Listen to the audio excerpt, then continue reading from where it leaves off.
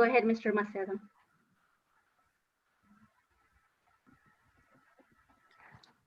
Are we ready to start the Citizens Bond Oversight Committee meeting? Yes. Okay. Well, at this time, I'd like you to call the meeting to order. I, Ricardo Macedo, the chair of the San Ysidro School District Citizens Bond Oversight Committee, call this meeting to order at 5:49 p.m. I would like to ask all members of the committee to mute their devices at this time. Committee members and the public shall participate in this meeting via teleconference. The public may view this meeting by accessing the YouTube link provided on the agenda. Members of the public are welcome to record this meeting using their own personal devices. The district will also make an audio recording available upon request to the district office. Prior to roll call, I would like to make it clear for the record of this meeting, and it should be reflected in the minutes, that this meeting is conducted pursuant to Governor Newsom's Executive Order N-29-20. At this time, I'd like to ask Ms. Adrianson, Chief Business Official, to conduct roll call. Ms. Adrianson? Well, thank you, Mr. Chair. I will now conduct the roll call. Member Mr. Robbins. Here. Mr. Manuel Lopez Jr.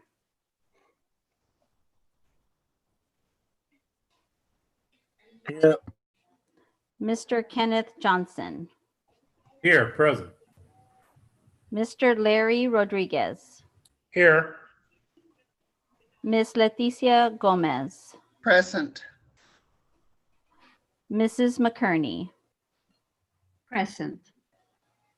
And Mr. Macedo. Present. Thank you so much for the roll call. I will now go over each committee member and ask him the following questions. I'm going to start off with Ms. McKerney. Can you hear me well? I can hear you well. Were you able to hear our proceedings on this end until now? Yes, I can. Do you have a copy of the agenda for I this have meeting? a copy of the agenda. Thank you so much. Ms. Gomez, can you hear me well? Yes. Were you able to hear our proceedings on this end until now? Yes. And do you have a copy agenda for this meeting? Yes, I do. Mr. Rodriguez, can you hear me well? Yes, I do. Were you able to hear our proceedings on this end until now? Yes. And do you have a copy of agenda for this meeting? Yes, I do. Thank you. Excellent, thank you.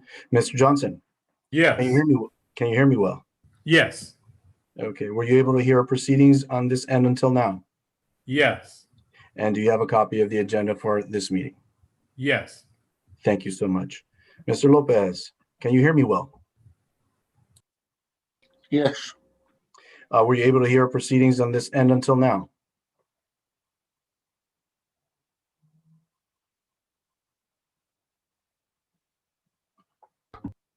Mr. Yes. Yeah, okay. Do you have a copy of the agenda for this meeting? Yes, I do. Okay, excellent, thank you. Mr. Robbins, Yes. can you hear me well? Yes. Were you able to hear our proceedings on this end until now? Yes. And do you have a copy of the agenda for this meeting? Yes. Thank you so much. Next item up is going to be the flag salute. Please make sure that all of your devices are on mute so that there's no feedback. And we will begin now. I pledge allegiance to the flag of the United States of America and to the republic for which it stands, one nation, under God, indivisible, with liberty and justice to all.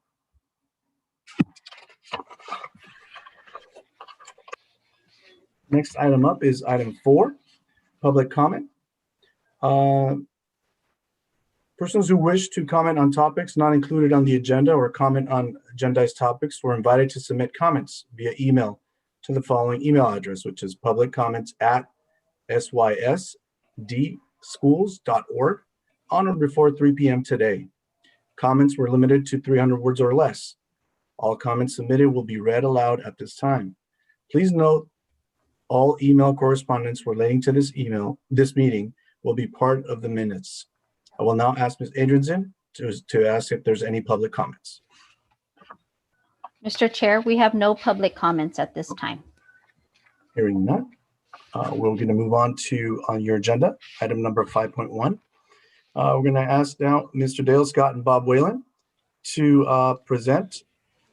I'm going to go back. Apologize for that. I'll ask Mr. Dale Scott of Dale Scott and Company and Mr. Bob Whalen, Bond Counsel of Stradling, Yucca, Carlson, and Ruth, to provide an update on the general obligations bonds for Measure T and U.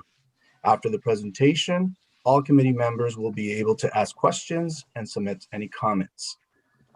With that said, I'd like to hand it over to Mr. Dale Scott. Thank you.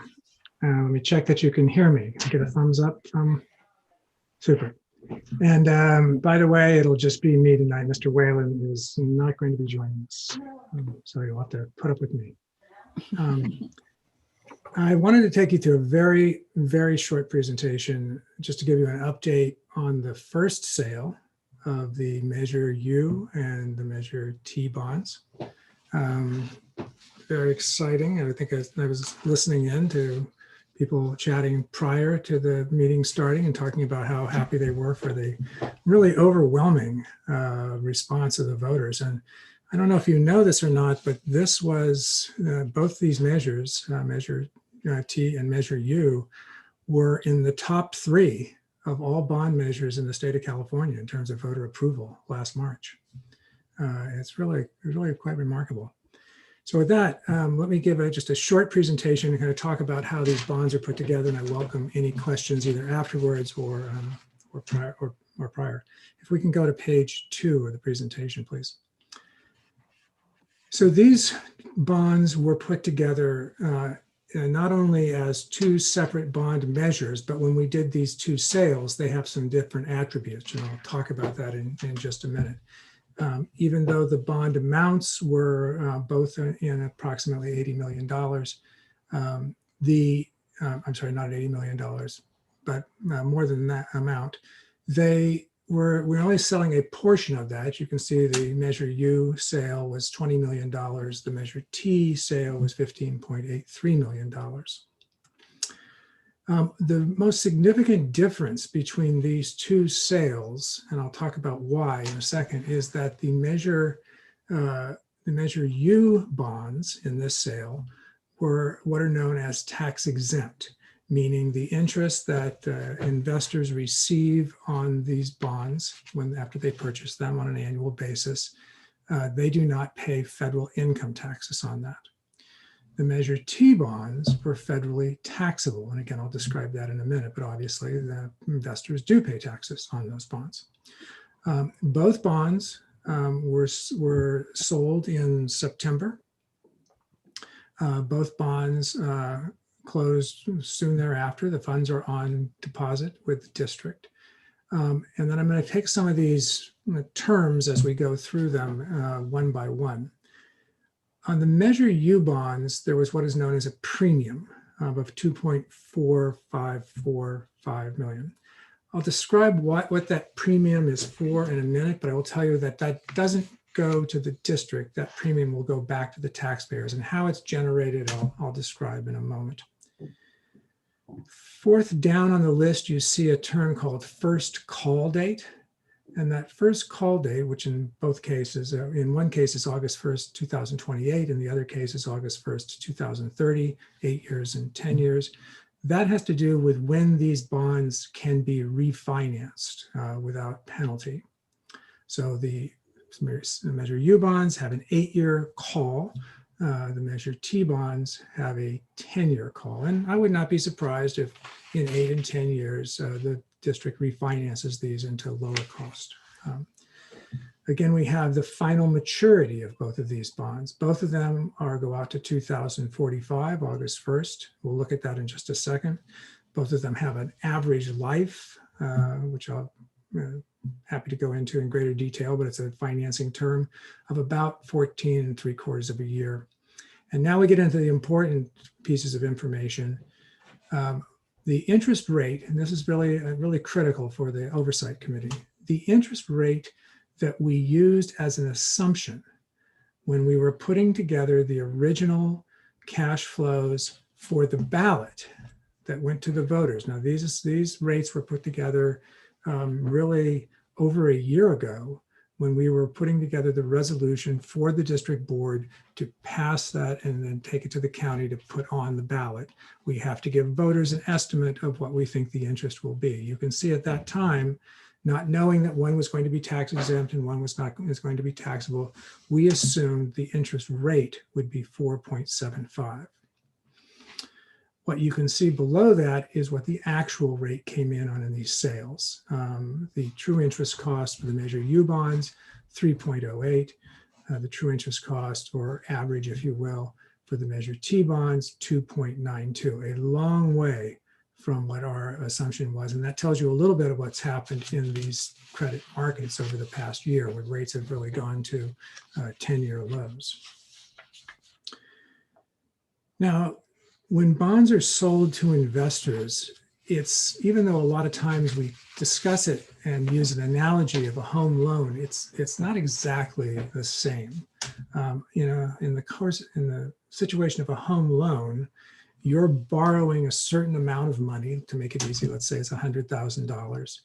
There is an amortization term, 10 years, 20 years, 30 years, and you're paying off that loan and that interest rate, assuming it's a fixed interest rate, over time. Every year you pay principal and interest, which is fixed, and the amount goes on over time. As the interest goes down, the principal goes up. Many of you that have purchased homes have seen those statements before. Bonds in this market are a little different. Let's go to the next page if we can.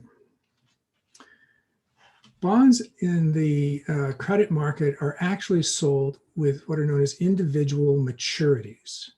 So each year is easy to think of it as each year as a separate loan, if you will.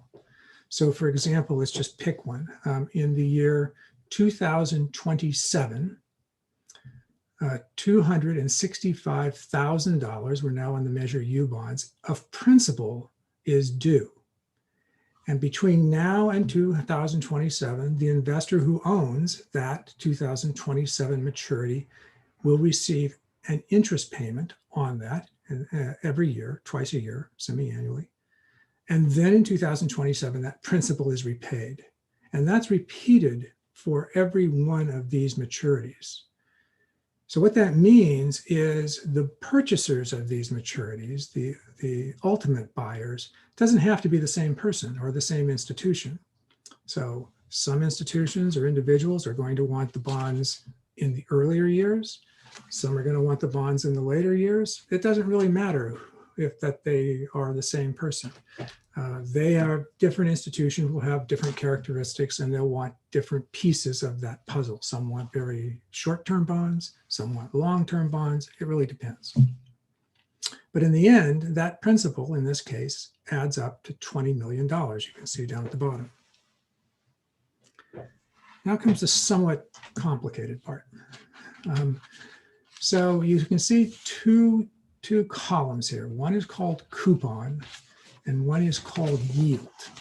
And this is where it really diverges from the home mortgage analogy.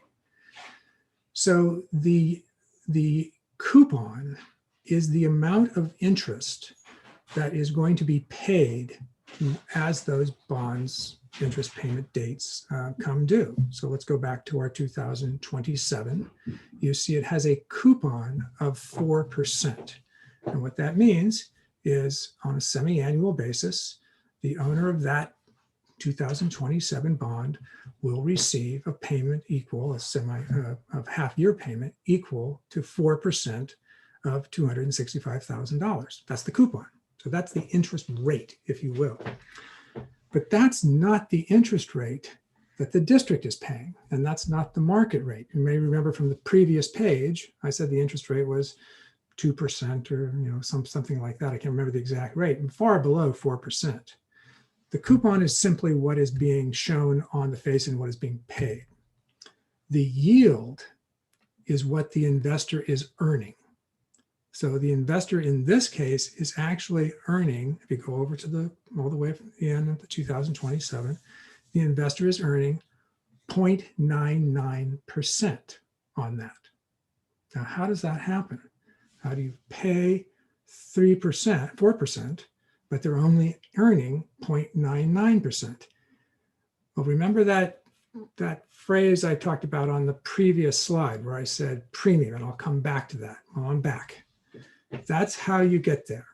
So in order to get to that 0.99% yield, the investor actually buys these $265,000 of bonds at a premium, meaning they pay 101% or 101.2%, something like that. And that premium, when you calculate that together with the 4% interest, turns out that on a $225,000 maturity, the yield will end up being 0.99% because they've paid more than $265,000, but they're only getting $265,000 back. Clear? Yeah. Okay. Okay, let's flip back one page if we can. Back to page 2. So there you see it on the second line down, $2.45 million of premium. And that's the aggregation of all of those payments where the investor paid more than the face value. And that came to $2.45 million and some change. That premium is now going to be used to pay interest in the early years. And it pays the underwriter their fee as well and some other miscellaneous fees. But by and large, its purpose in this financing is to pay off the interest in the earlier years. And so the taxpayer is not actually borrowing more in this case, they're getting it back by the reduction of their payment. So if we can flip forward again to page 3. And you can see this continues all the way down to the 2045. Now this is I'd like to tell you there's a simple answer for why investors want a higher coupon than yield, but I have never figured out a simple answer, and I've never quite understood the answer, frankly. It is something about the mentality of the investor that they want an even coupon, and I suspect in the secondary market it's easier to sell is the reason if it's a flat. But we have seen that coupon coming down recently. Used to be always at 5%, then 4%. Now it's coming down to around 3%. So it bounces around. But that is not the important number for you. The important number for you is on the far right-hand column, the yield, because that is really what the taxpayer is paying in terms of interest. Now let's flip back one again, back to page 2. Going over to the taxable, you can see that there is no premium. That's 0. And the reason is there's a difference in the way the taxable market and the tax exempt market work. So let's flip 2 pages forward onto page 4. And now we can see here that the coupon, these are taxable, remember, the coupon and the yield are the same. Therefore, there's no premium. So in this case, let's go to those 27s again. The investor of those $295,000 of bonds, that bond has a coupon of 1.575. There is no premium or discount. Therefore, the yield on that bond is 1.575.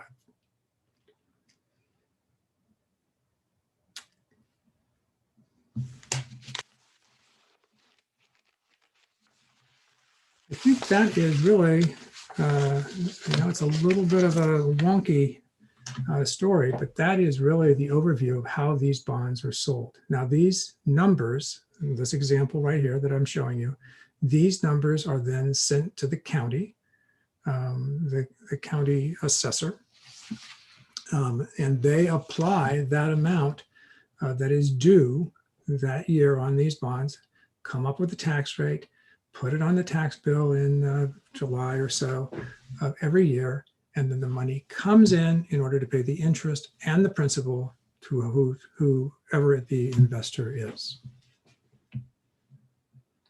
And with that, I'm happy to answer any questions. I know it's a little bit deep in the weeds, but this is how these sales go. And I should finish by saying, once the rates are set, they're done. They don't reassess, they don't go up or down, they don't float, unless, as I mentioned previously, the district decides to refinance them into lower interest rates. But once these are set, they're stuck and they do not move. So with that, I'm happy to answer any questions. I can't see anybody, so if I can ask the president to call on people if they raise their hand. Dale, thank you so much for that presentation. I also just want to say thank you so much for your very generous donation of the books. It's the win-win. You're welcome. So I really do appreciate that. I think it says a lot, helping us, educate ourselves on what, Thank what you. bonds are all about. So I appreciate that on our behalf. So what I like to do, if you don't mind, is I like to call down each basically committee member and just ask if they have any comments or questions. So just bear with me. I'm going to go from the list that I have. I'm going to go from top to bottom.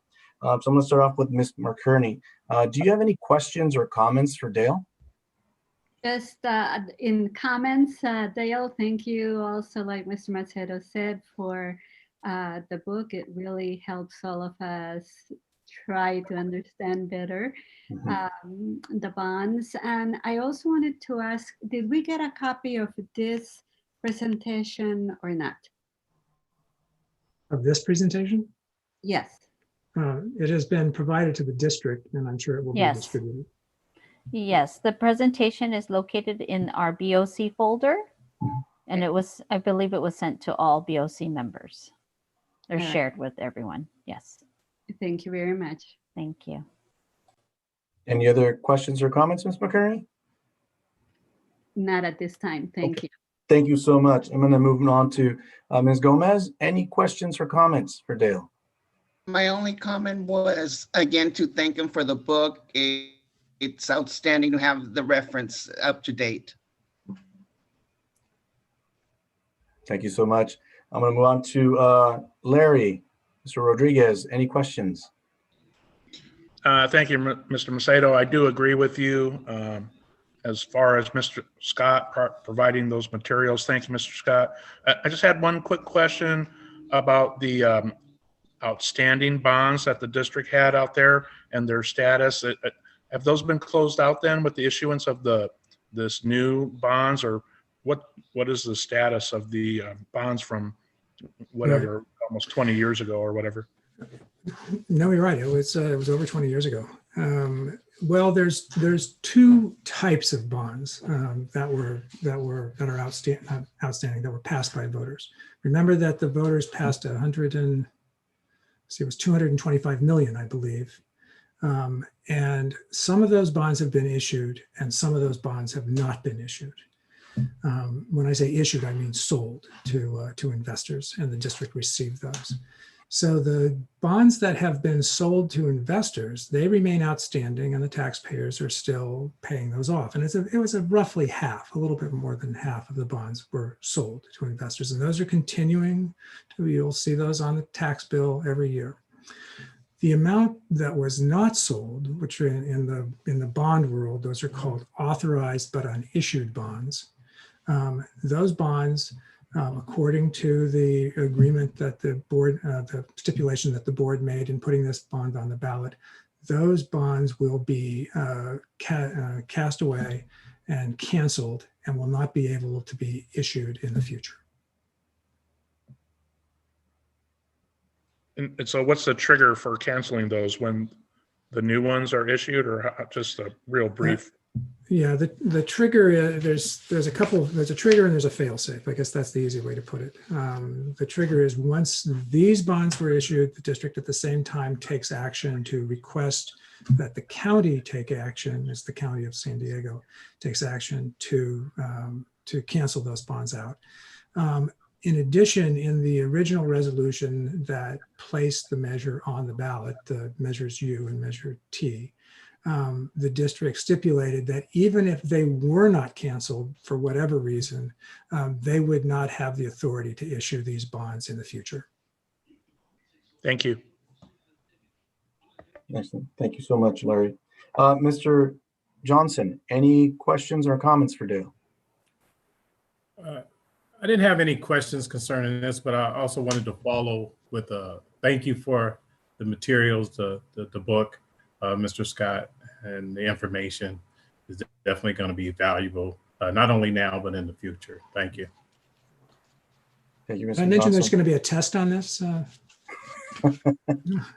Pop quiz at the end? Be an open book. Don't worry about it. Right. Thank you. Mr. Manuel Lopez Jr., any questions or comments for Dale?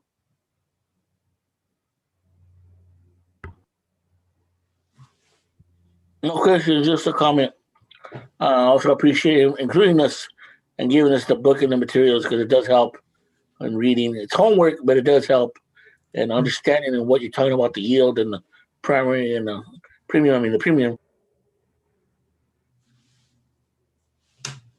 Excellent. Thank you. Mr. Robbins, any comments or questions? Yeah, just one question, which I feel like has been answered before, but I keep forgetting, why is there the tax exempt and the taxable? Yeah, that's a great question, and I apologize. I meant to cover that, and I didn't. Let's flip back to page 2. So this gets into some regulations from the United States government, from the Treasury Department. And let's start with the Measure U bonds. Those are bonds that are going to be used for the acquisition and construction and improvement of facilities and equipment. So new projects, in other words. And that qualifies under federal regulations to issue the bonds on a tax-exempt basis. And that's good. Those interest rates are cheaper to the taxpayer, but the federal government sees that actually as a net loss to them because the investor is not paying taxes on that interest. So they have a lot of regulations that want to dissuade or decrease the amount of tax-exempt bonds that are issued.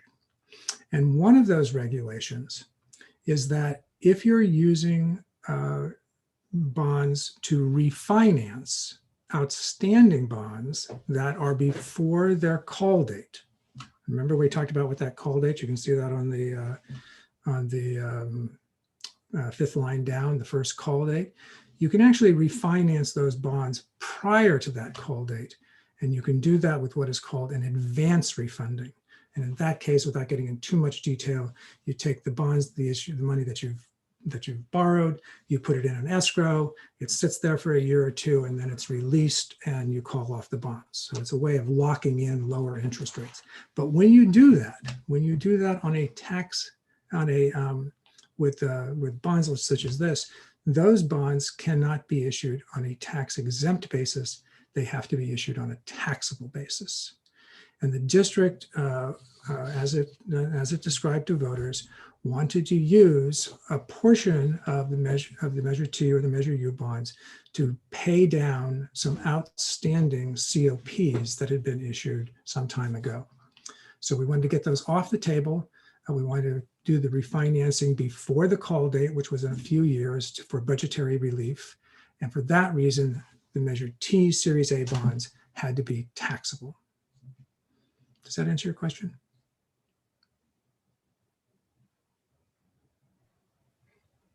I'm sorry, you're muted.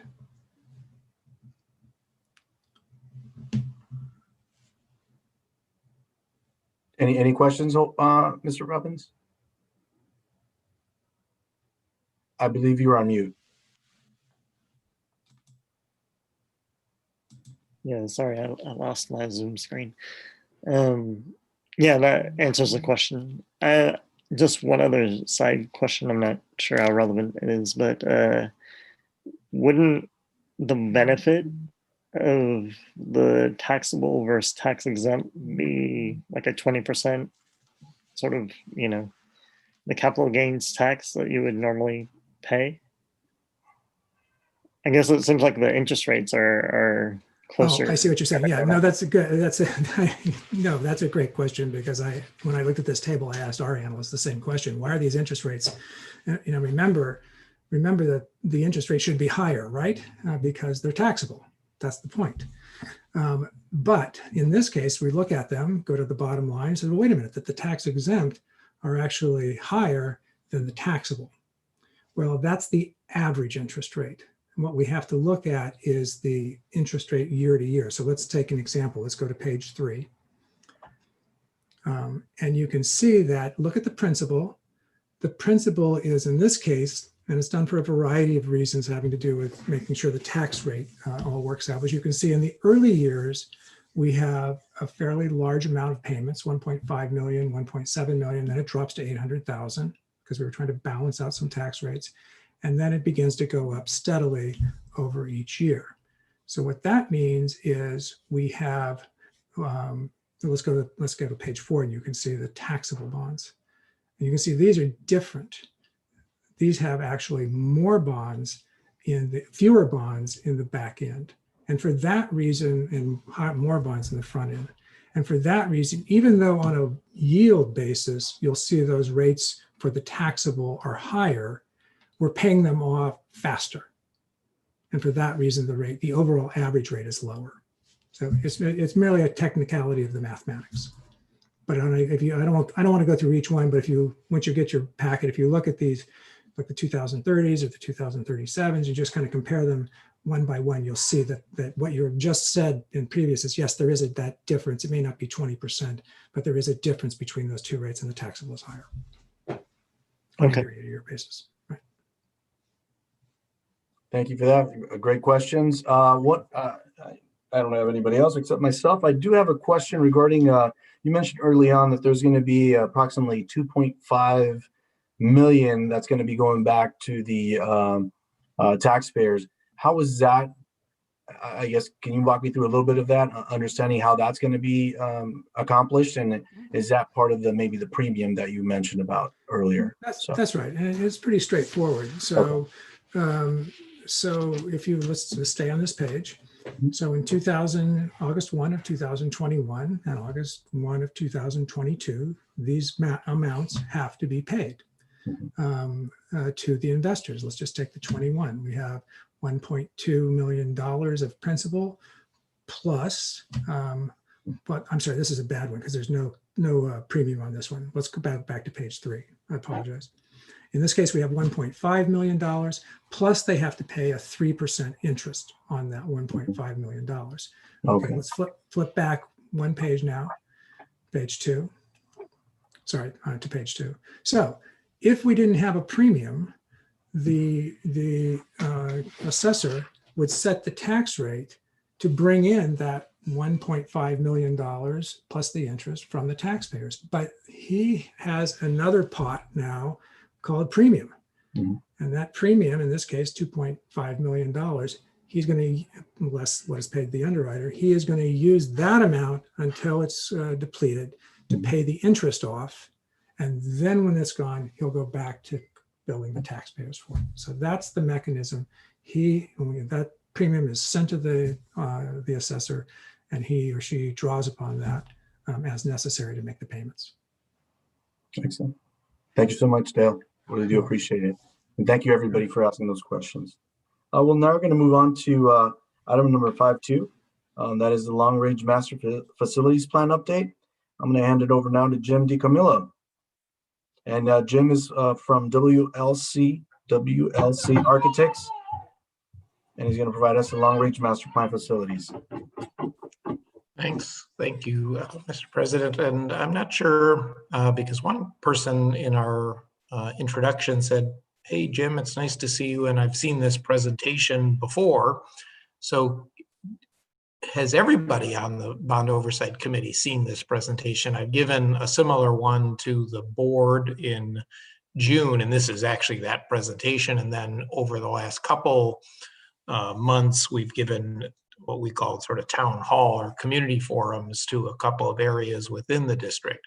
Is there anybody who has not seen this? Because if so, okay, Manuel, I see has a hand up, so he has not. So a few haven't. So let me just go through it. I'm not going to go through it in the same detail that I did with the board, and I've actually done with the principals of all the schools, and now through 2 town halls. And there is a third coming up. And Marilyn will remind me, it's the next 29th. week. Yes, it's next October week. 29th. Right. Mm-hmm. Yeah. So let me just give you a primer on facility master planning and why the district tasked me with doing this. Just like Mr. Scott said, you're going to end up with money that's generated out of the bond. Well, one of the things that the bond election said to the voters was the district had to essentially adhere to a master plan for the expenditures of those funds. In other words, you can't just basically just go out on a shopping spree now because you've passed bonds.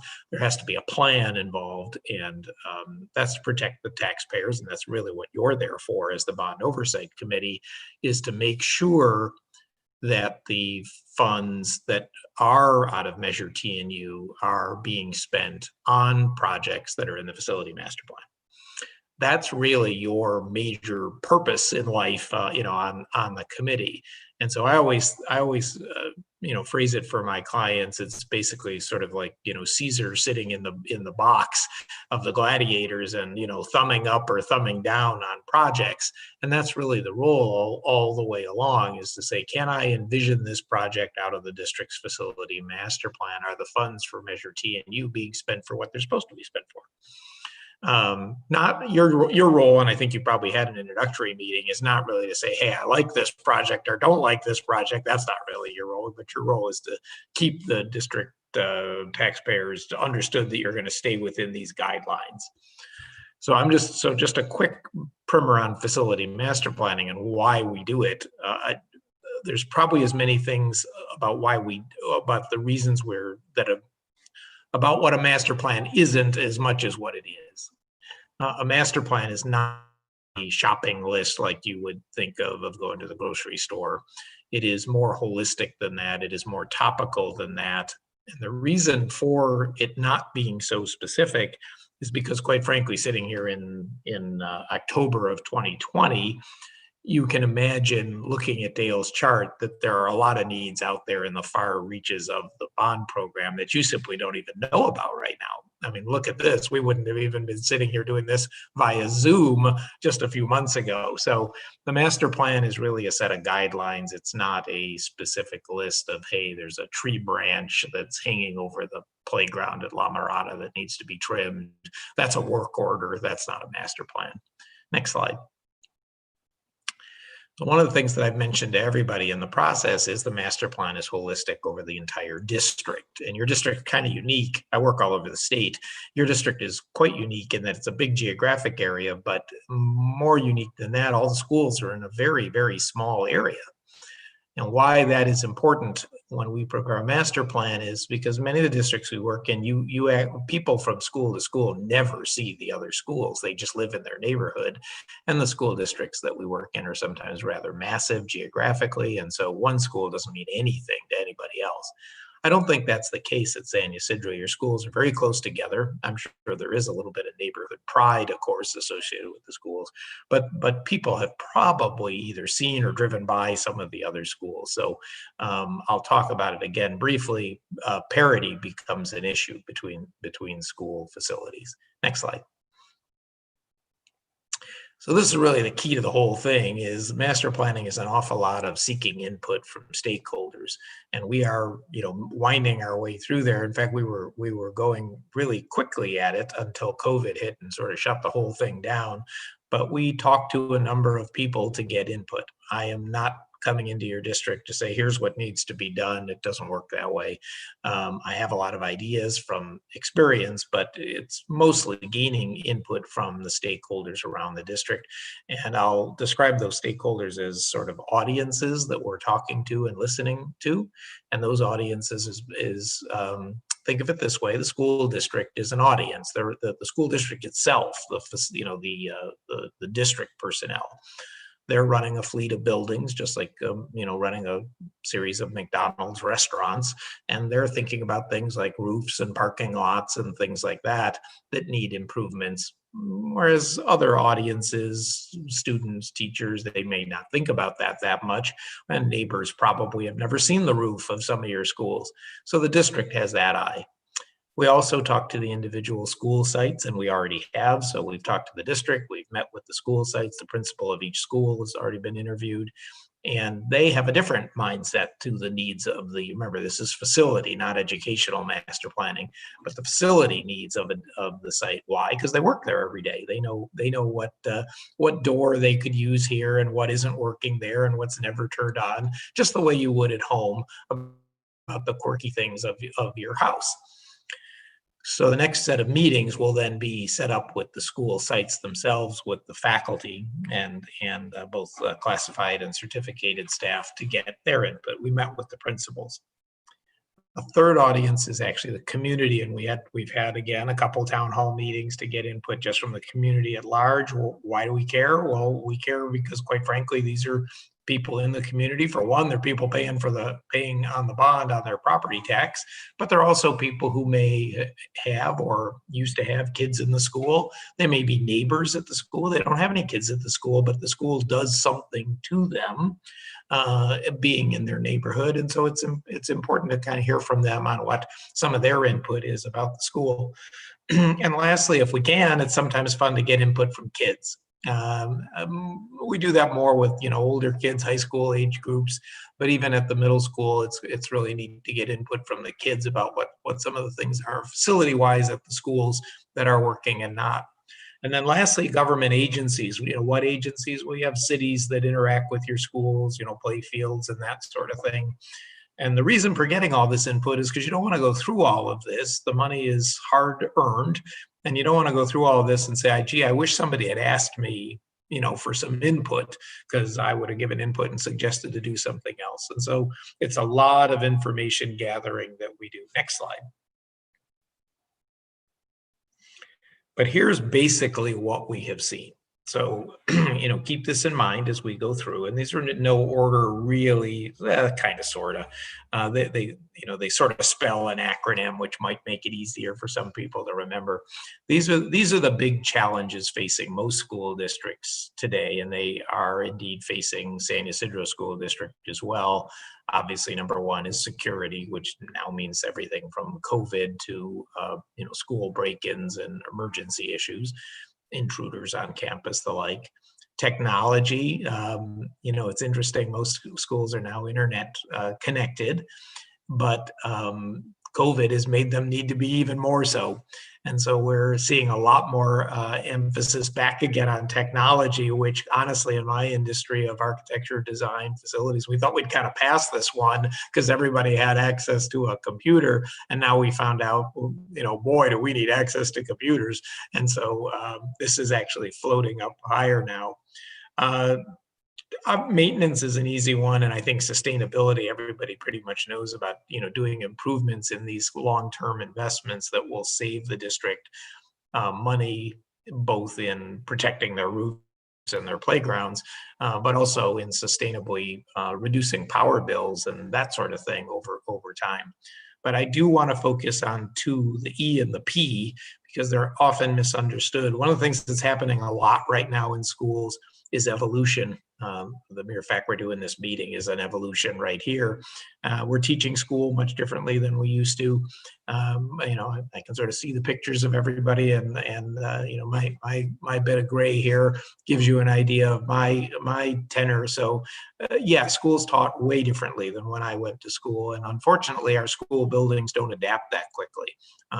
Many of them are old, and so we are looking now in the industry at different ways to have our schools evolve, so that we're not imprisoned basically by the building, or as often is said, we're not bumping into the building to get the job done of educating kids. And then P for parity is again often misunderstood. Parity is not, quality of expenditure. I always tell my clients that this is not a scavenger hunt. Each school isn't going to get $20 and then you come back after the weekend and see what you did with it. It isn't that way. What we're looking for is sort of parity of outcome, not parity of input. And so parity is critical across the district. Again, going to that idea of the map, these schools are very close together. It's not probably unusual for people to have kids at different schools, or to have moved, or a teacher to move over time. And there should be parity between the school sites. Examples of parity issues are kids in portables versus kids not in portables. Some would say, well, Jim, what's the difference? You're in a classroom. Well, the portable has a cheaper air conditioner. It's not as good of a filter. It does, doesn't, you have to go outside to go to the bathroom, that sort of thing. So portables are not at parity with permanent construction. And then just over time, your schools have grown and shrunk, and sometimes the facilities get out of whack with the student body, for lack of a better way of putting it. And so you just don't have the support space. Portables are added, but restrooms aren't added. Portables are added, but the multi-purpose room was never bigger because of that. So those are the sorts of parity issues that we look at. Next slide. And so if there's another key slide, it's this one. What I always try and do is boil down master planning so that it's understandable for people. Again, if I just threw everything at a dartboard and saw what's stuck on the wall, you would end up with Post-it notes everywhere of projects that people said needed to be done. But that's no way to organize things. So what you generally find is, if the previous slide were the classic challenges, then this slide is the classic remedies. If you have all this list of things to do, what do you do about it? And you do typically 4 things. And you're going to see this on my last slide, which I'll go to at the end here pretty quick. The 4 remedies are simple. You either build something you don't have. The analogy I give is, hey, Jim, San Ysidro Middle has a hockey team, but they don't have a hockey rink. We need to build a hockey rink. Or you renovate something that you do have because it isn't being used the way it was originally intended to. So maybe San Ysidro used to have a hockey team and the hockey rink is still sitting there, but we haven't used the hockey rink in 50 years, at least not as a hockey rink. So that should be replaced or renovated into a use that makes more sense. The third is improving the property itself. Oftentimes, it's not always buildings that you'll see in the master plan, but they can be things like playgrounds and parking lots and play fields and fencing and those sorts of things. And then lastly is really not buildings at all. It's the furniture, the technology, and the equipment. I'm hard pressed to find an example of anything we have ever done in the dozens of master plans and programs that we've been involved in that you can't pretty easily fit into one of these 4 categories. And so here's what I'm going to remind the committee is, as you move forward through T&U, that you always look at, come back to those challenges and come back to the remedies. And every project that's presented probably, definitely should fit into one. What problem are we trying to solve, and which of these 4 things is the best way to solve it? And if you can't find that message, if you can't be told that story, then you've probably veered outside of those guidelines again. And somebody has to say, hey, wait a minute, where'd this project come from? Why are we building a hockey rink at La Mirada? That's what you always want to come back to. Now I'm going to ask you to go to essentially it's a long way at the back. It's the 26th slide. It's the second to last slide in this whole presentation, because this goes through all of the sites and all of what we've been told so far at the sites. We'll go all the way to the end, and you're going to see the slide that I showed the board, which pretty much encapsulates the master plan as we're currently seeing it begin to come together. It's interesting, if you've ever watched a guy, by a side of a pool do an ice sculpture on a cruise ship, you know that he starts with just a big block of ice, and they're right there. Yeah, keep going. Yep. It'll animate. And what you don't realize when he starts on that block of ice with that chainsaw is you have absolutely no idea what he's going to make at the end of an hour out there. But this starts to put some sculpture to the madness, if you will. This is your whole district on one page. And so there are the 4 remedies at the top: build something new, renovate something you already have, improve the site and grounds, and then furniture, technology, I'll call it safety in this case. And then on the far left are your schools. And you'll notice that there are 2 red boxes around your schools. And this is to help you sort of group these campuses a little bit. That you have the twins, as I call them, La Mirada and Smythe. They're basically the same school, and they're about the 2 closest schools together I've ever seen in California. You could almost throw a rock and hit the both of them.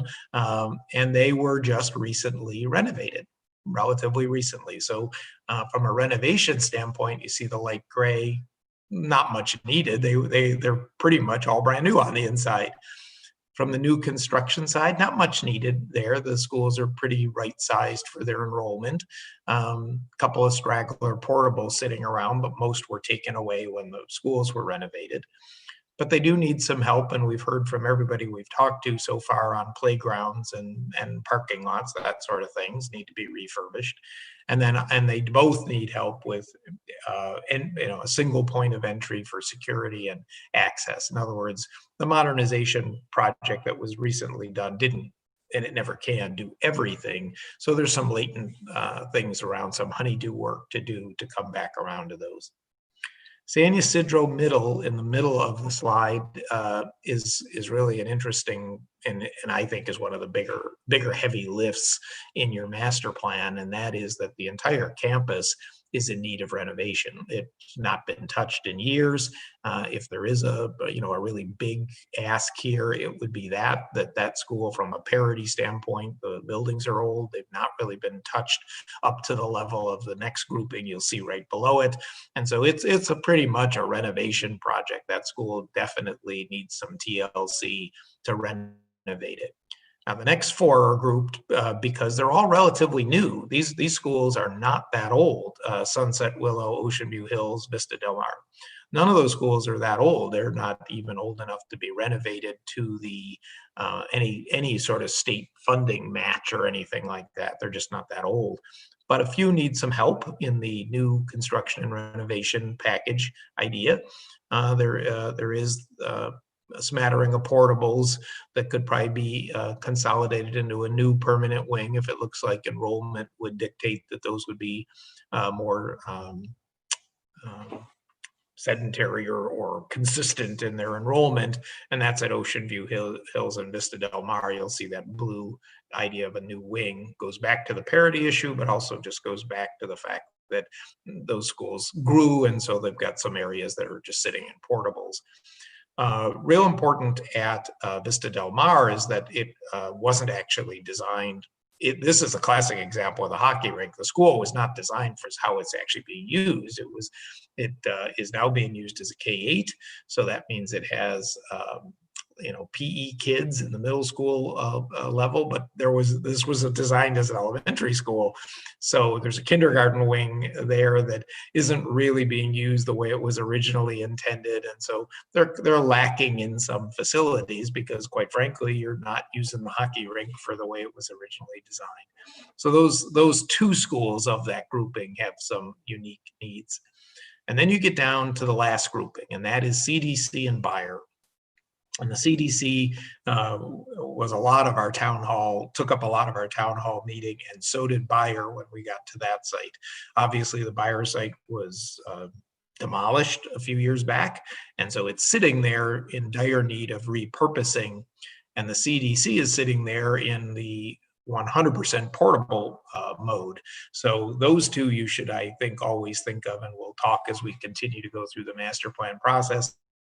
There's sort of a couplet, just like La Mirada and Smythe are, and that neither one of those is anywhere near what they were probably, obviously envisioned. As Buyer's an empty site and the CDC's all portables and on a very tiny piece of property. So if you remember anything from this presentation, that's where your master plan is headed right now, all on one big snapshot. So here's in conclusion, and I'll take questions. Here's how you would use this as a member of the committee. Now, the master plan itself has all kinds of detailed information, and you'll eventually see that in dollar numbers and projections of costs of doing all these projects. But where you as a CDC want to be, have your ears up, is to be looking for projects that suddenly pop up that aren't on this chart. In other words, if you start seeing projects that are in a column or a square that would have said no, you'd have to be wondering what's going on here. Why are we building a hockey rink at Smythe? And that's where you would want to be asking really good questions. That doesn't mean that things will change over time, but I think if you stick to this single page, you'll be in your right mode as the bond oversight committee and trying to see this is the true oversight of the whole district roadmap as we see it going forward. Does that make sense? And if anybody has any questions, I'm happy to answer them. Our next, for those wondering, where's all this go, Jim? The master plan is actually semi-developed back in my office, and it will include diagrams of all the sites where all this happens. It includes cost estimates of what we think these projects will cost. One of the things that's really, really important is if you saw Dale's chart with all the years, you have to remember that costs, it's inflation. We call it in my industry escalation. And so costs go up. And some people will ask me all the time, Jim, how do you determine what goes first? How do you know, what do you do first? That's what we call an implementation plan, which is a subset of the master plan. And the way that I normally recommend to my clients is that the goal of the master plan and the goal of these two bond measures is to win the chess game with as few moves of the pieces as possible. Think of every chess move as costing money. Mm-hmm. So what you do is you want to have a very efficient program that works its way through the district. And that's done a couple ways. One, it's by grouping projects that are similar so that you get a little bit of economy of scale. And then it's by grouping projects. It can be grouping projects holistically across the district. And let me give you an example. If the district decides that they want to, in the safety and security column on the far right, you'll notice this access issue comes up at all sites to be able to lock down campuses and the like. Unless the district staff's going to have the world's largest key ring, you pretty much want to do those sorts of improvements across the whole district as fast as possible all at one time so that the entire district is securable as quickly as possible. Or your technology gets out of date and you have 3 different systems and they break and nobody knows how to fix the one at Smythe versus the one at Willow. So there are certain projects that you want to do across the whole district. Playgrounds is another example. If the district wanted to go and procure new playground equipment, it makes a lot of sense to do all that at one time. So you don't have to do projects by site. It's just more, I think most people recognize them when I list them by site, but this is a matrix, so it's listing both up and down. So hopefully that kind of answers where you're going. But the implementation plan is really critical because it's a strategic plan to say, how can we win this game, stay within our budget, and move the pieces as few times as possible to get there. Any questions from anybody? Well, thank you, Jim, for that summary. What I'm going to do now is the same thing as processes I previously did. So I'm just going to go down the list of committee members and we'll go from there. Ms. McKerney, any questions or comments for Jim? No, thank you. Very thorough. Okay, excellent. Ms. Gomez, any questions or comments for Jim? No, thank you. Excellent. Mr. Rodriguez, any questions or comments? I just want to thank Mr. Camillo for his presentation. It was very good. I think there should be a point of clarification for the public with respect to the analogy that he used at the beginning about as far as the Caesar analogy, and that we may have some type of yay or nay approval, and that's wouldn't be the case. That would be the purview of the district and the board. The committee has zero responsibility with respect to that decision-making process. Once those decisions are made, those projects are in place, the committee is responsible for just ensuring on behalf of the public that those expenditures are within the swim lane of what's authorized within the bonds. So I just didn't want to leave the public with. Thank you. Yeah. So thank you. No problem. No problem. That's good stuff. Mr. Johnson, any questions or comments for Jim? No questions or comments. Thank you, sir, for the presentation. Mr. Lopez Jr. Yeah, no questions or comments. Just saying it was a great presentation. At the same time, I'm going to look into that repurpose because of buyer on. I'll just out to Marilyn and Pat and Carl. Can I have a copy of this slides, please? Because I don't got it. That's about it. Excellent. We'll make sure that you have it. I believe in the email that Ms. Cano sent out, we should have all have that. But if you need, I do paper. I got no printer, so sorry. Oh, no, Yes. all right, no problem.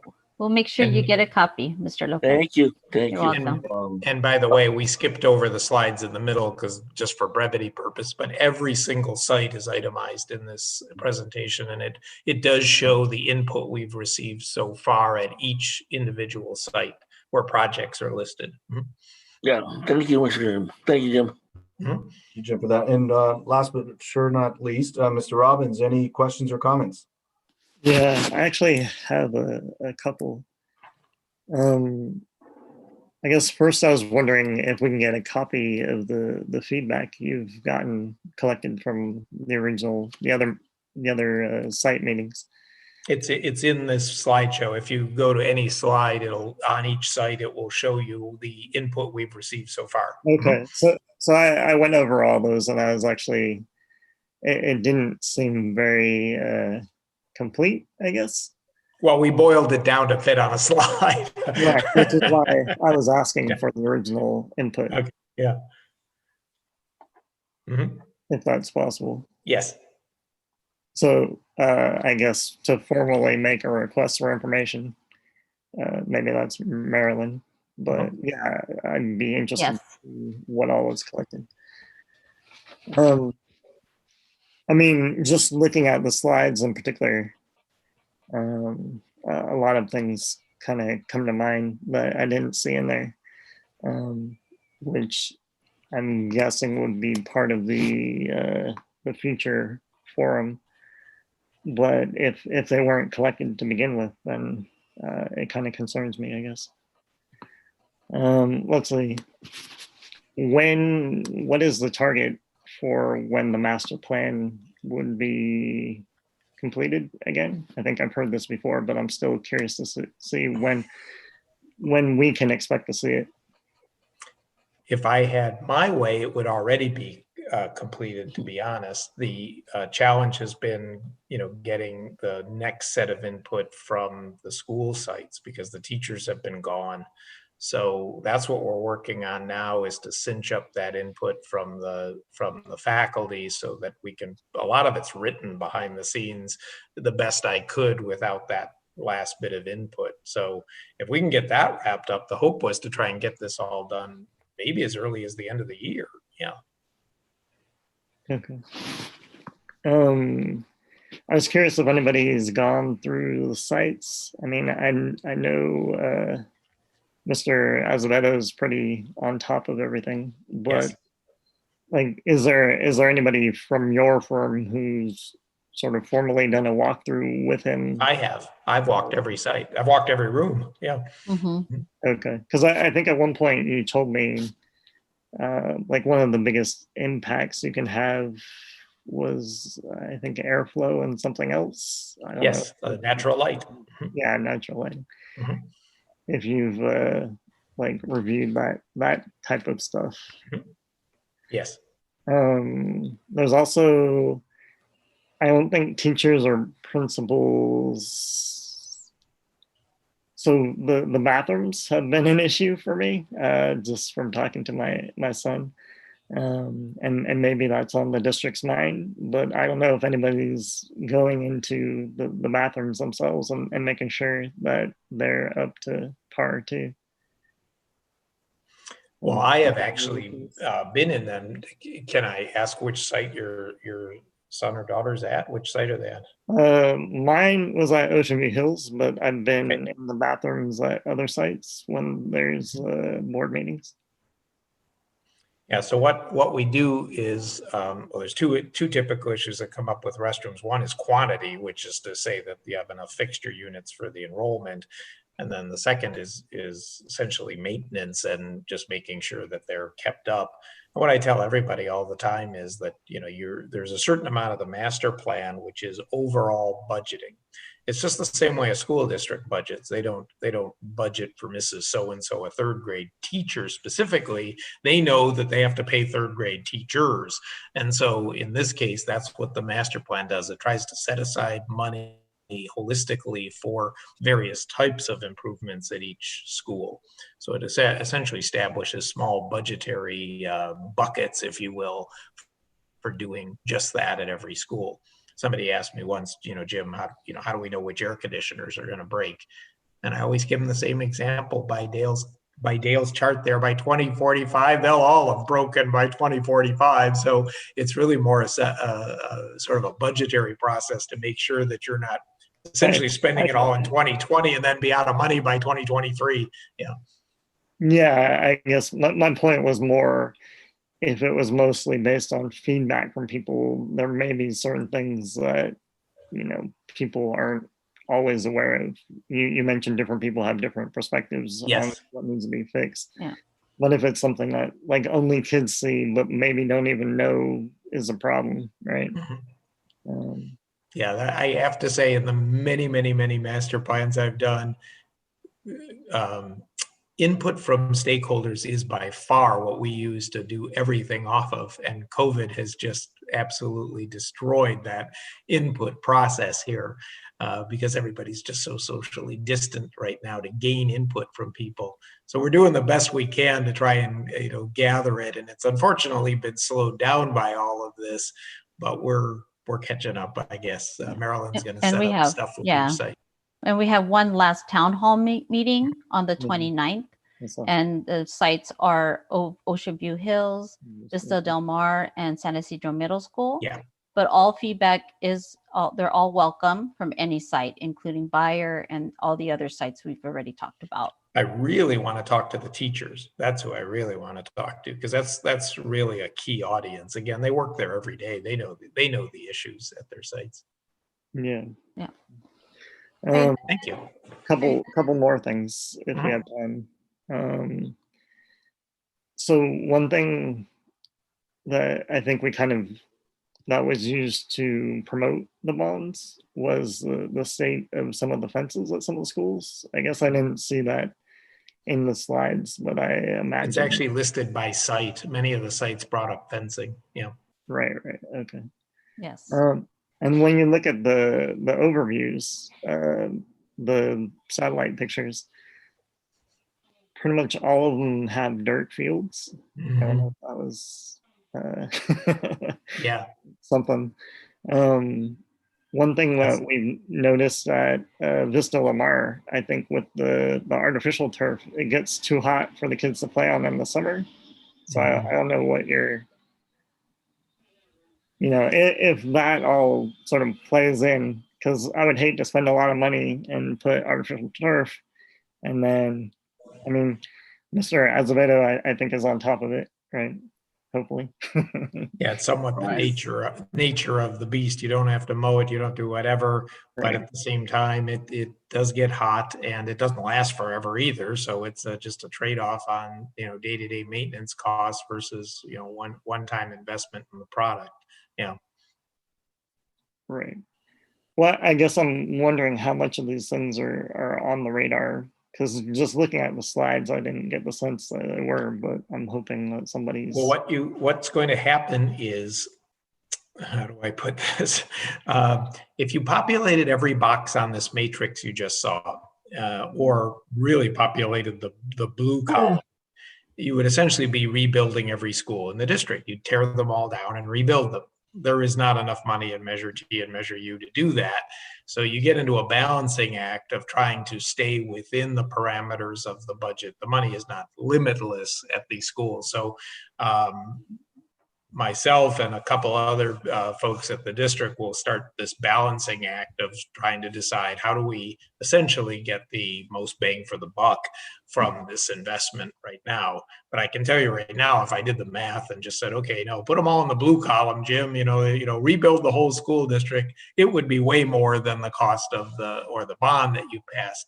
So it's a balancing act. You're going to make some trade-offs and say, okay, we're going to put this much investment here. I don't call them priorities because everything's a priority. Everybody wants something done. They're more just, again, part of that implementation plan to decide, okay, where would the best place to put the investment now be at this point in the district? So there'll be some tough decisions to make. We're not at the point of making them yet, but there will be, I guarantee, some tough decisions that will be made at some point. Some will be easier than others, but some at the end are going to be really difficult. Okay. One of the other things I was surprised not to see was it didn't look like much was going towards technology needs? That's in the right-hand column. Again, this is the column that is furniture, technology, security issues, things that are, again, not brick and mortar, I'll call them. They're more, furniture and equipment. So that's in the right-hand column. Right, but when looking through the individual slides, it didn't look like there was anything, which maybe it's No. outside the scope of the bond, but. No. So if you look through the individual slides, that's input that we received, not projects that we're planning on doing. Yeah, that's if you look at this, when you all get the slideshow, you're going to see input that we received, so that when we went there, but remember there's different audiences, so that's input we received from the site who may not have said, and some of that was done before COVID, so they had not even gotten into in fact, it was literally done about 1 week before everything shut down. So you're not going to see a lot of that in that input because they weren't at the same sort of acute level of challenge that we're at right now. So yeah, that's not the universe of everything at the school. That's the input we received from the couple of groups we've talked to. Okay. It's not a project list yet, in other words. And one other thing came to mind, because I know there's security cameras that are already in place. I don't imagine we install new ones, but I think part of the issue was there was resistance from some people to have security cameras. Like, Yeah, what happens when there's a conflict between interests, I guess? Well, the district breaks that tie. The district staff is charged with breaking that tie. Okay. Great. I think that's everything. Thank you. Thanks. All right. And I've read through your presentation. At this point, I just know, great job. Thank you so much for what you're doing and doing the outreach for the benefit of the group. Has there been any themes once you're doing the outreach as far as the feedback that you're getting? I know that, and you did put for each individual site the comments, but themes in general that you can maybe share with us as far as once you've made the presentation to district, actually done 2, I believe, outreach efforts, and you're going to be about to do a 3rd. Anything that you could just anecdotal, just themes that you hear? Yeah, I think Mr. Robbins hit on a couple of them. In fact, I mean, he hit on the majority of them. The major work appears to be in the 2 right-hand columns. However, we have not yet gotten, that's next Thursday or Friday, whatever, Thursday, I guess, right? Next Thursday's meeting is when we approach SIMS, when we approach San Ysidro Middle, which, like I said at the beginning, is really one of the heavy lifts of it's major square footage. It's a middle school, and it's probably the one school in your district that's really not been touched in a long time. So if there were 2 big ones that would just pop off this page, it would be what to do with San Ysidro Middle from an investment standpoint. And then the second is the repurposing of Bayer, which comes up at every single meeting we do. Those are the 2 big ones that are out there as kind of variables. The 2 that are fixed in this math equation are the 2 right-hand columns. And those are the 2 that Mr. Robbins was talking about, which is refurbishing playgrounds and fencing and shade elements in the playground areas. And then obviously the backbone of security and technology, everywhere from an access control system to security cameras and what's called a single point of entry design at each school, so that there's a secure way in and out of the campuses. Those 2 right-hand columns, and you can see they're completely populated at every site, those are the common denominators. The stalactites are the modernization of San Ysidro Middle and the repurposing of Bayer. Okay. All right. Jim, thank you again for your presentation. Thank you so much. We really do appreciate it. And thank you all as committee members. It's great stuff. This is why we're here. So this is good stuff. Moving on to the next item, which is 5.3 on your agenda. We have Meredith Johnson of DWK Attorneys. She's going to be giving us a brief presentation as far as who is the San Ysidro Schools Public Finance Corporation. With that, Meredith.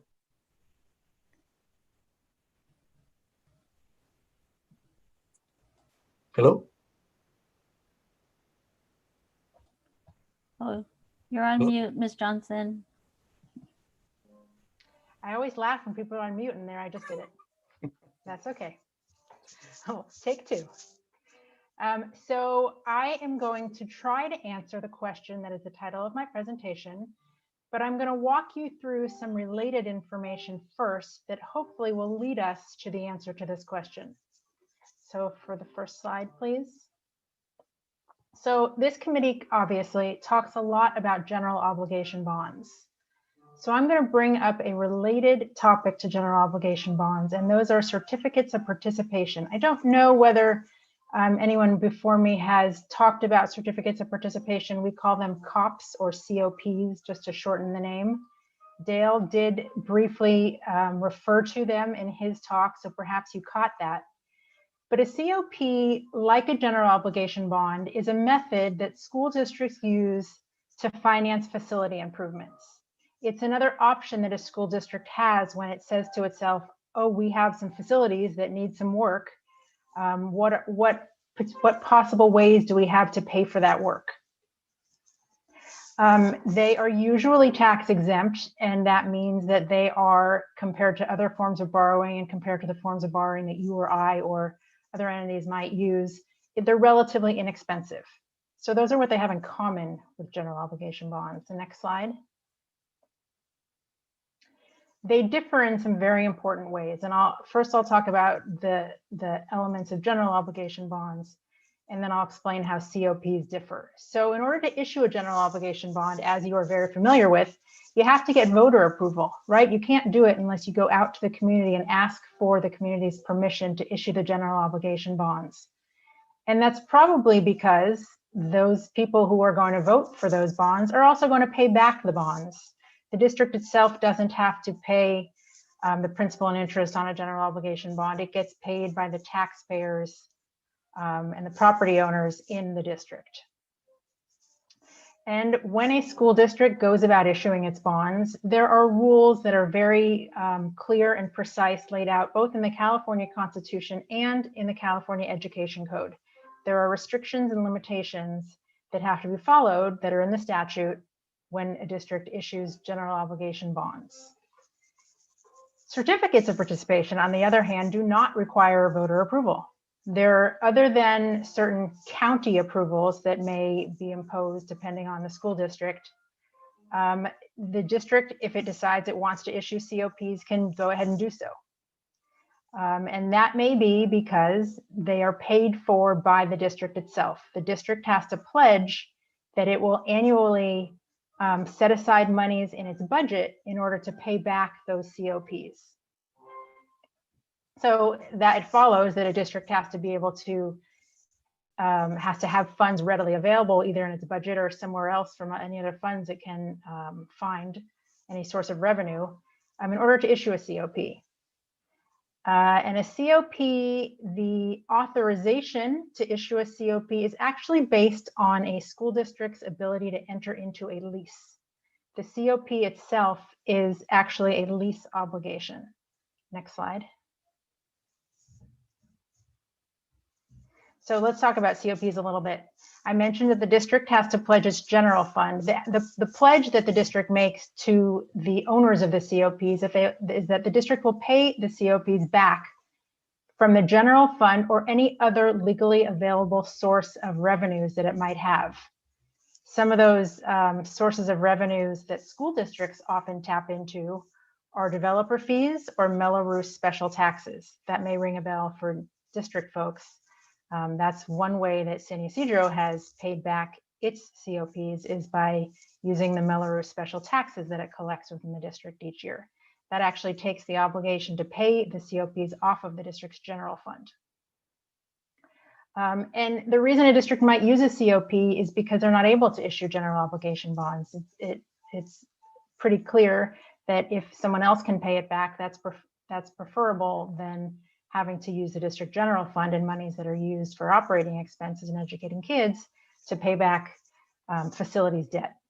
But it's also possible, if the district knows that perhaps there may be the option of general obligation bonds in the future, or perhaps a restriction on general obligation bonds doesn't permit bonds to be issued today, A COP can be issued as a temporary borrowing that could later be paid off with general obligation bonds. And I believe Dale referenced this tonight when he was talking about that taxable series of bonds. If I understood correctly, the taxable bonds were issued because they were going to be used to pay off some COPs in the district. So you can see the district took advantage of that.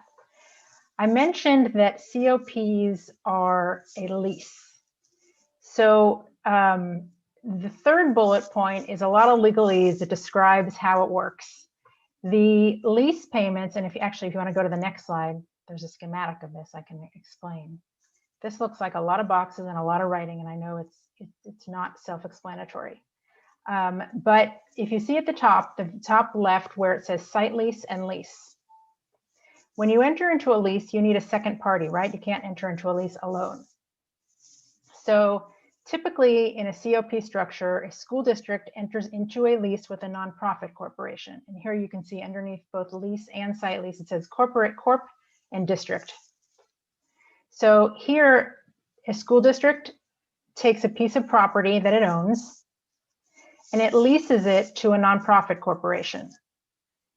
So now we have an interest in that property by the nonprofit corporation. The nonprofit corporation subleases it back to the district. So what we've essentially created is an obligation in the district to make sublease payments.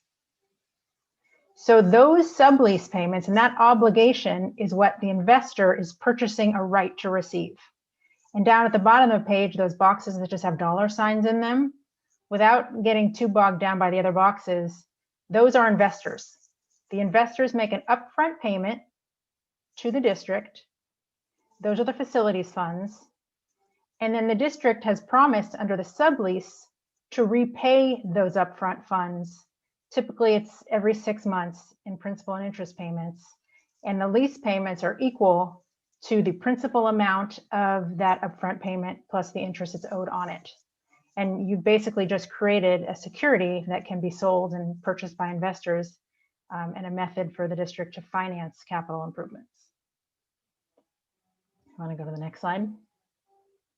So that brings us to the San Ysidro Schools Public Financing Corporation, which is the nonprofit corporation that the district formed back in 1998 to assist it in issuing COPs. And I have some text here that's from the Articles of Incorporation of San Ysidro Schools Public Financing Corporation that describes the purpose of that corporation being to assist the district in financing capital improvements.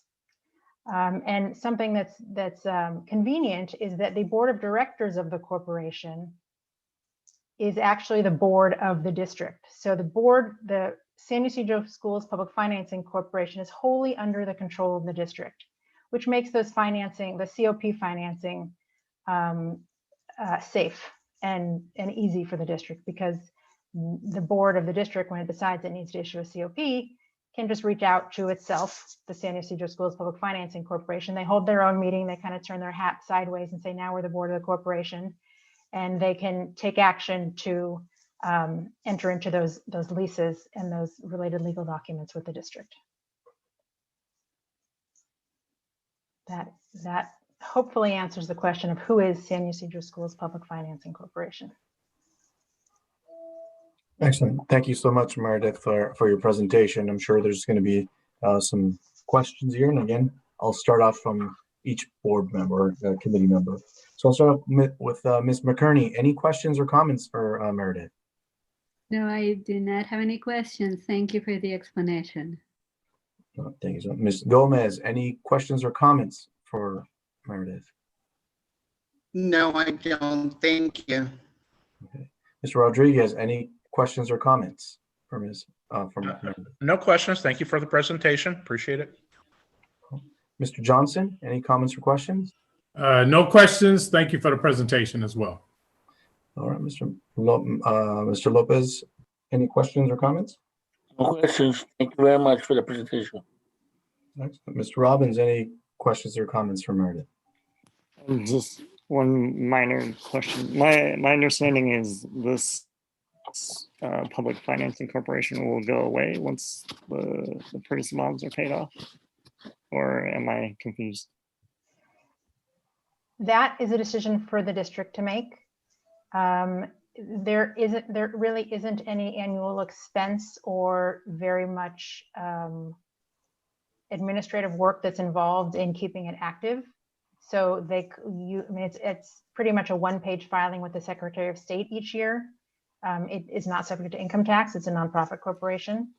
So it's up to the district to decide whether they want to keep it alive or whether they want to disband it. There is an option of using, we call this is a captive nonprofit. The district controls it. There are nonprofit corporations that are unrelated to the school district, but they hold themselves out really for hire for a COP, and they charge a fee. That's one of the downsides. But sometimes districts that don't have their own financing corporation, they'll contract with one of those nonprofits to serve as the nonprofit in their COP transaction. So that's always a possibility if the district decides it doesn't want to keep the financing corporation. Yeah, the district currently has 4 COPs: 2012, 2015, 2016, 2017. So the general obligation bond that was just passed is only paying off the 2017 COPs. The other 3 are funded by CFDs, known as Mello-Roos. So that is the funding source for the other 3, but the 2017 was funded by the general fund. And that is why it is being paid off by the general obligation bond. Okay. Thank you, Ms. Adrianson, for that additional information. I was gonna piggyback on Holden, Mr. Robbins' comments, and that was gonna be my question. So thank you for answering that. You're welcome. The COP will, the remaining 3 COPs will remain. Yes. One will be paid off with the refinance of the measures T and U. Yes. And if I understand you correctly. Correct. Thank you so much. If there are no any other questions, Meredith, thank you so much for your presentation. You're very welcome. Good evening. You too. Thank you, Ms. Moving on Johnson. You're very welcome. Excellent. Moving on to the next item on the agenda is actually item number 6. And this is what we're going to be seeking is approval of the agenda. What I'll do is ask each committee member if they have any corrections or additions to the agenda. And I'll start off with Ms. McKerney. Would you have any changes or comments on the agenda? I do not. Thank you. Okay. Ms. Gomez, any changes or comments on the agenda? No, I don't. Mr. Rodriguez, any changes or comments to the agenda? No, I do not. Thank you. Okay. Mr. Johnson, any changes or comments to the agenda? No changes or comments towards the agenda. Excellent, thank you. Mr. Lopez, any changes or comments? No changes, no comments. Excellent. Mr. Robbins, any changes or comments? No changes, no comments. Excellent.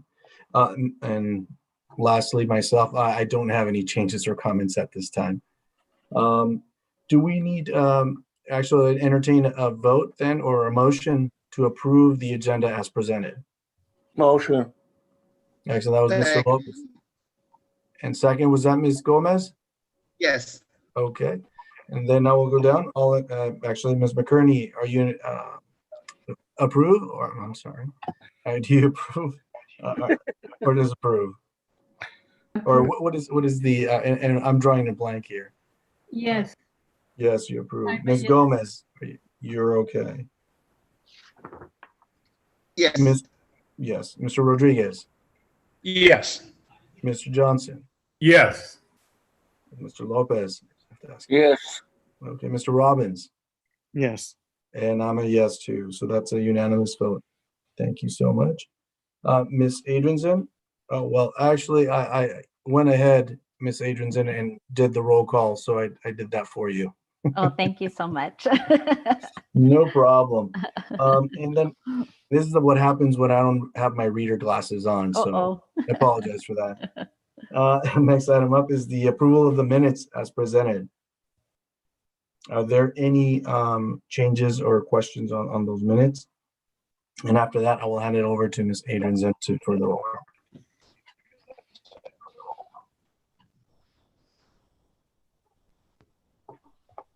Is there a motion?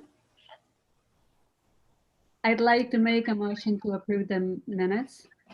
I Second. second. I believe that was Mr. Johnson. And you can do roll Yeah. call, Ms. Adrianson? Yes. I will now conduct a roll call vote for agenda item 7. Mr. Robbins, Yes. Mr. Lopez Jr., Yes. Mr. Johnson, Yes. Mr. Rodriguez, Yes. Ms. Gomez, Yes. Mrs. McCurney, Yes. and Mr. Macedo. Yes. The motion passes 7-0. Excellent. Thank you so much. Moving on to the next item is going to be the expenditure report, and I'm going to pass it over again to Ms. Adrianson for that. This agenda item is an informational item. We do have on our call here on our meeting, Ms. Tarana Alam with Key Analytics. If you have any questions in regards to the expenditure report. Ms. Alam, do you just want to give a brief informational item? Yes, I'll be happy to. Good evening. It's nice to see everyone, and congratulations on the passage of the 2 bond measures, Measure T and Measure U. You've received a report that you should have with your agenda. Yes. Let's go to that. Today, we've been receiving information regarding Proposition C, which is pretty much finished, and all of the funds have been spent. So going into page 1, there's a brief overview of Proposition C, which was passed in March of 1997 for $250 million. 141,512 in bonds were issued, and all of those funds, except for about $6,000, have been spent. The remaining authorization of $108,487 has, after the passage of Proposition U and Proposition T, have been are ceasing to exist. So the district will not be accessing those additional bonds because they've been kind of replaced by these 2 new bond measures.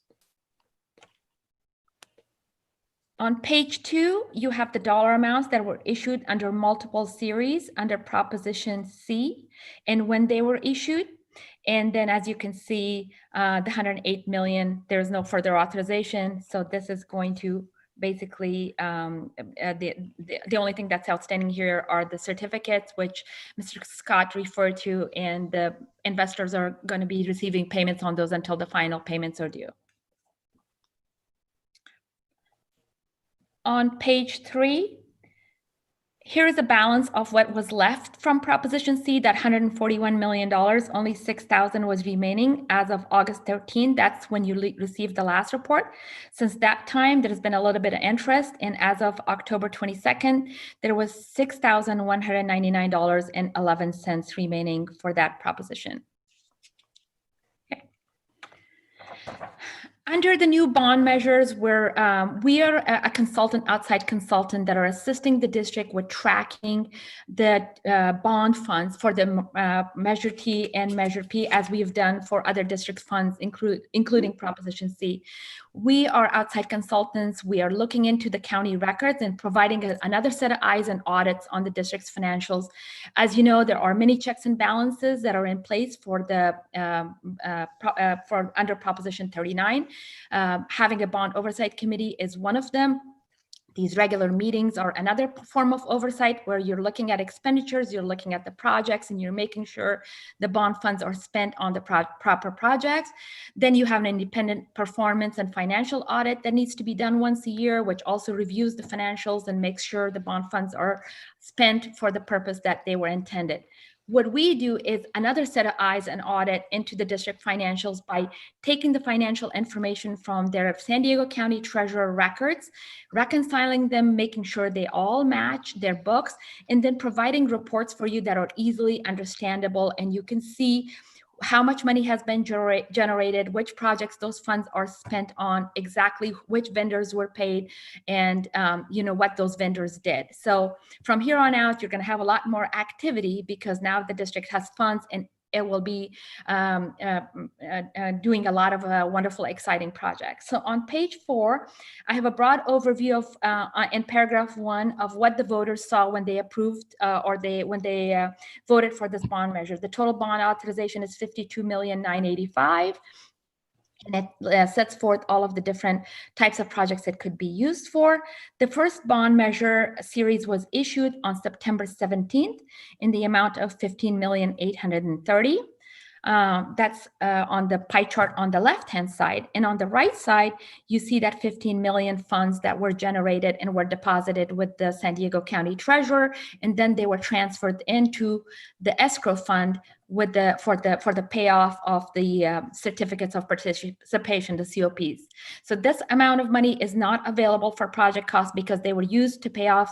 They're going to make the regular interest payments on the COPs, and then it will pay off the COPs in full on September 1st of 2022.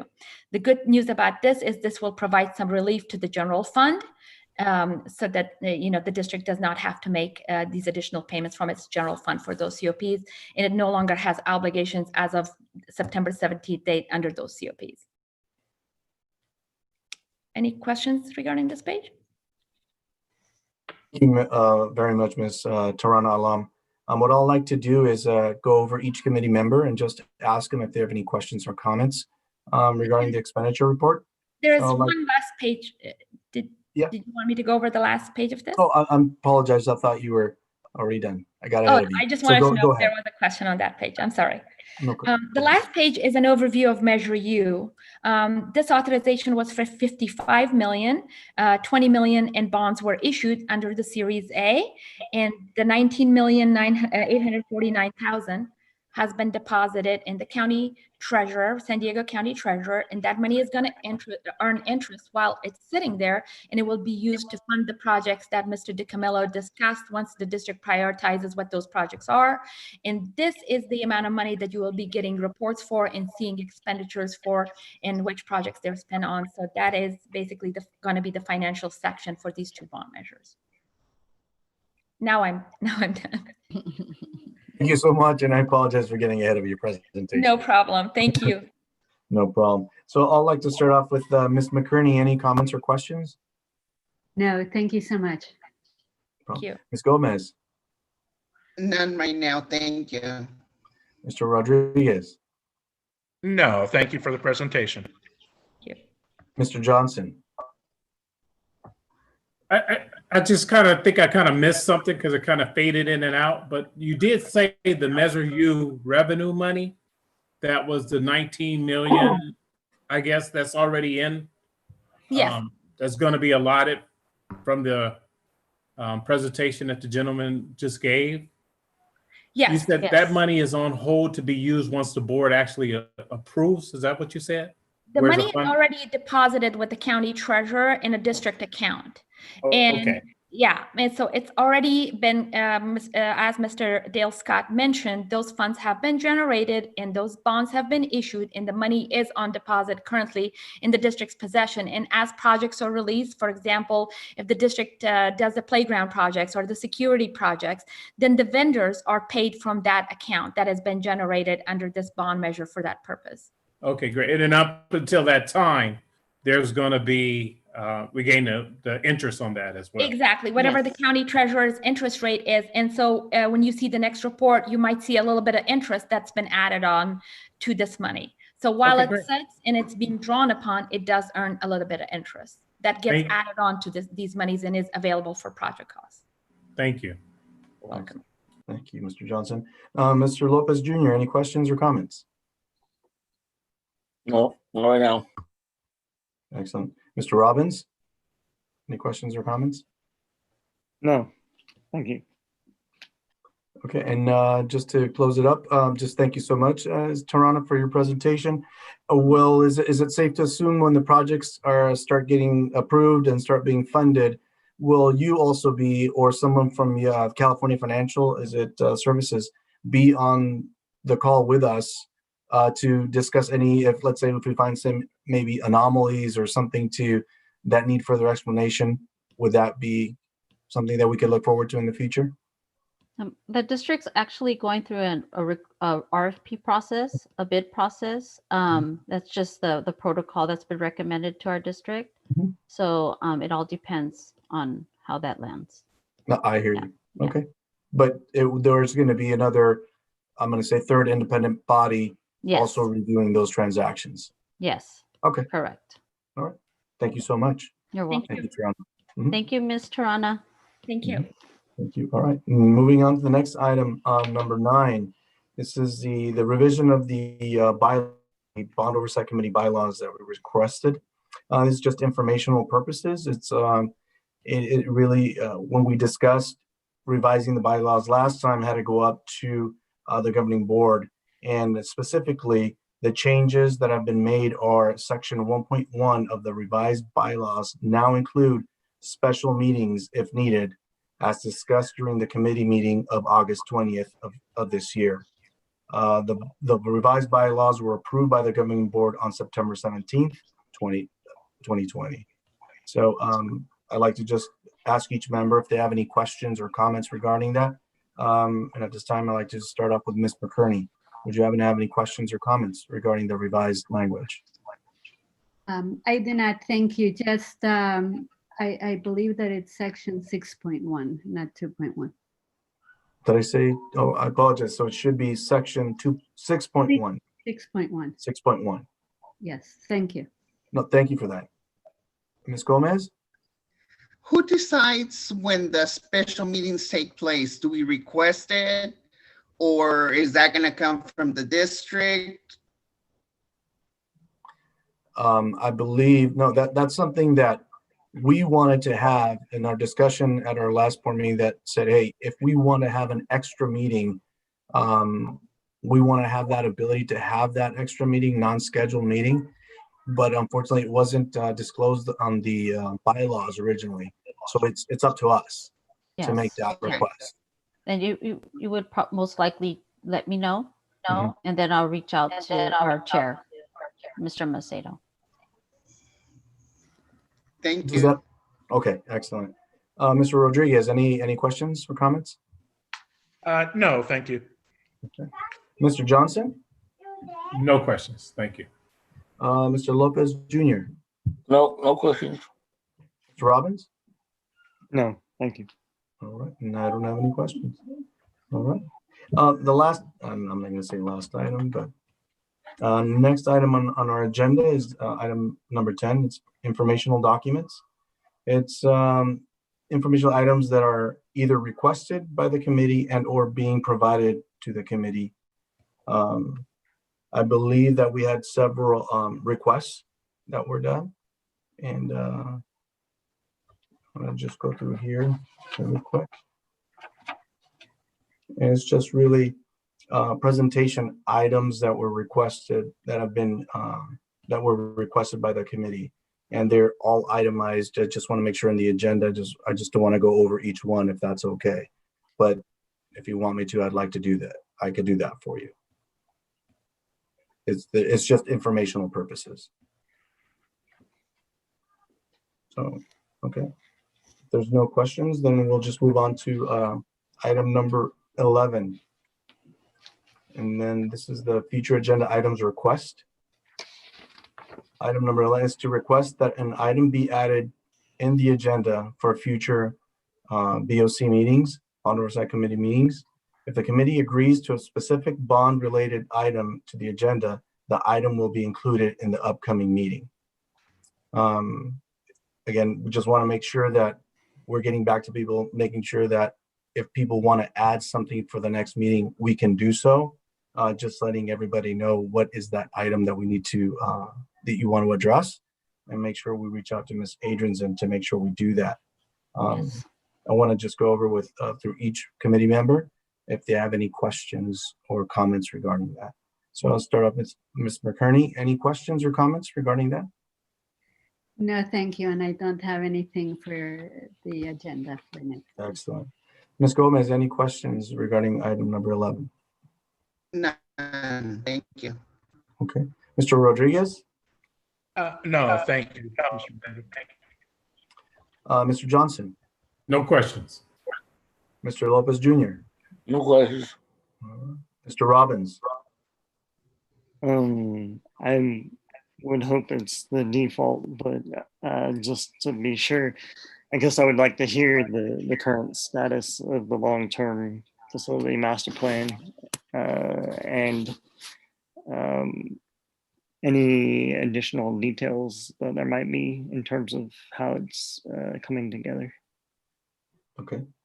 Is that something that you want for the next, to include that in the, as the part of the agenda for our next meeting? Or is that something just a request information that you would like to receive? Yeah, well, I guess both. I would like to receive as much information as possible, but it seems like it would be necessary to make it an agenda item just to review where we're at. Okay. If we could do that, Might Ms. have been already, I would assume so. We should know what the current status of the work on the long-term plan is. That's great. Ms. Adrianson, would you be able to make sure we include Mr. Olden's request to have just additional information regarding the master plan? Yes, Information? Yes. That'd be great. we'll include that. Yes. Okay. At this time, since we only have just one motion to add something to the agenda for our next agenda, it's Mr. Olden Robbins' request. Can I get a motion for that item to be added for the agenda?